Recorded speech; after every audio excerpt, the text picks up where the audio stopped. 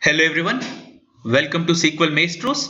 I am Satya Ramesh. Today we are going to discuss about how to take database backup in SQL Server. So what is the need for taking database backups? So whenever there is a database corruption due to system crash or some other reason, there is some disaster, backups are the only option to recover from the disaster. So that is, the data is very important for your business, so taking backup and keeping the data safe is also very important in order to survive in this business world. So let's go ahead and see how to take a database backup in SQL Server in action. So in SQL Server we can take database backups using graphical user interface or else by using T-SQL scripts. In the demo I'm going to show you both the ways to take a database backup. So let's flip back to SQL Server Management Studio and see how to take a database backup. So let me show you how to take a database backup by using Object Explorer. So just go to Object Explorer, click on the database which you want to take a backup. So right now I want to take a backup of AdventureWorks 2014 database. I'll just right click on that particular database. I'll go to tasks. Under tasks we'll just click on backup.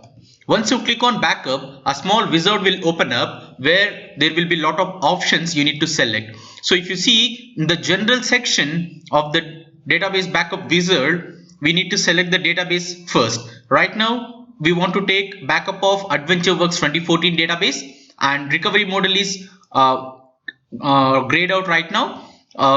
Normally there are three types of recovery models: simple, full and bulk log. For now we are ignoring them. And right now I'm going to select backup type as full. There are two options, one is full and other one is differential.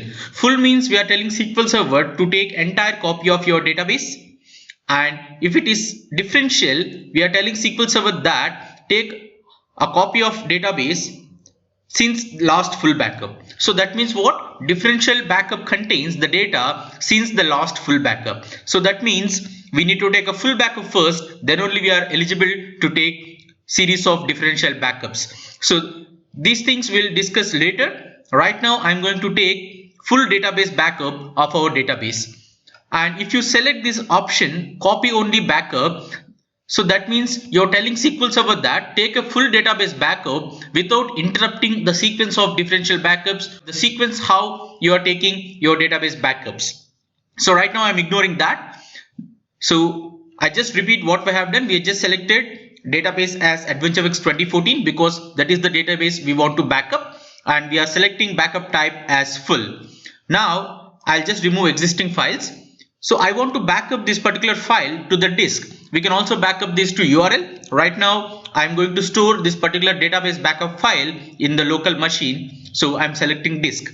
So once you select disk, we need to add the path where you want to store this particular backup file. I'm just selecting this Eclipse sign. It will give us a path. By default, if you do not give any particular path, by default SQL Server will store all the backup files in the folder that was inside SQL Server installation file. If you go to program files, and go to Microsoft SQL Server and respect to instance and open up MS SQL folder, under that there is backup folder. So if you do not mention any path, SQL Server by default copies all the backup files in this particular folder. Right now I am also storing the backup files in the same location. So let me give a name to this particular file. So I'll just store this particular adworks 2014.bak. .bak is an extension so of your database file. So I'll just click on OK. So we have our path ready. Then you just click OK again. So we have told SQL Server that where to store our database backup file. So once this is done, we just need to click on OK. Then the database backup process will automatically start. Before that, I'll just show you few more options which are there in this media options. If you click on media options, you can select how to append. You can select multiple options regarding your backup data set, backup sets. We can append the new backup to the existing backup set, or else we can overwrite the old backup with the new backup. Like that, very few more options are there. And under reliability section, we can verify the backup when finished. So once the database backup file is backed up, when the database is once the database is backed up, then we can run series of checks to verify our backup file is good and everything is set or not. And we can also perform this checksum operation before we write our database backup file to the media. So these are the few things we can do. Right now I'm ignoring all of them. So if you go to backup section, we can set up expiry date of that particular backup set. So if you put up some date, after certain date, this particular backup set will expire, so that we cannot use that particular set. So these are the options you can select. We can also compress your database backup file, or else we can encrypt our database backup files. There are few options. Right now, for this simplicity purpose, I'm not going to show you everything. I'll just show you how to take a database backup in less than 2-3 minutes. So once this is done, if you can click on OK, so that the backup process will start automatically. Instead of that, we can also script out all these features in a T-SQL format. If you click on this particular script, it will create this particular script and it will show up in our new query window in SSMS. I'll just format it for better understanding purpose. So this is the script to take a database backup in SQL Server.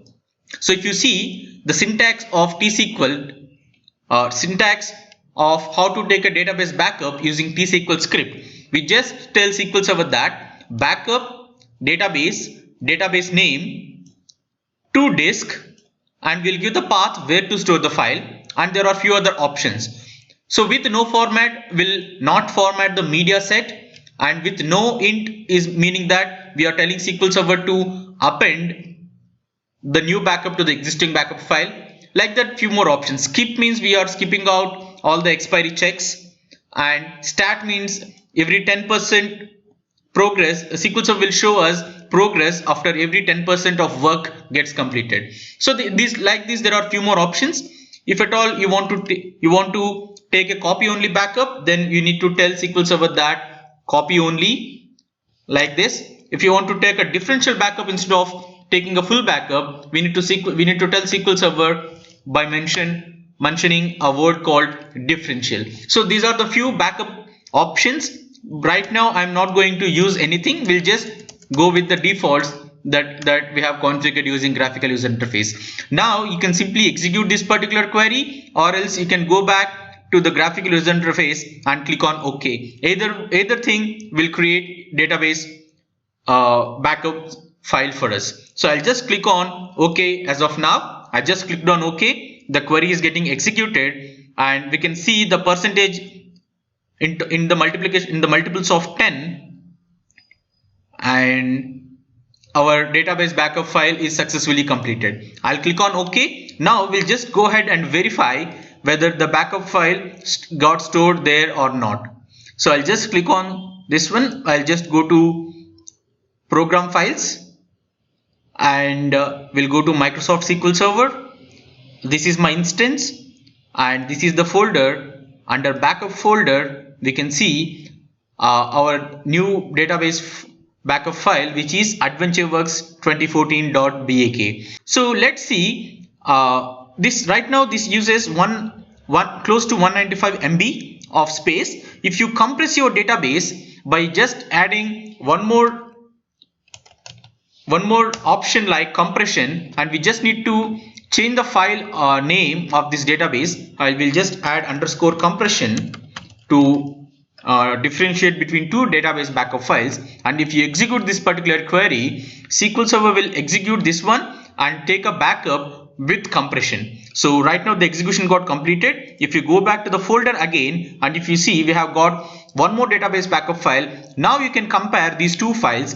First one is occupying close to 195 MB, and second file, which is compressed file, is only occupying 45 MB of space. So if you compress your database backup, you're just writing less IOs, and the operation will complete very fast, but the trade is you need to use more CPU cycles in order to compress your database. That's all friends, that is how we need to we can take database backup. There are a few more things, but to make it very simple, this is how you take database backup.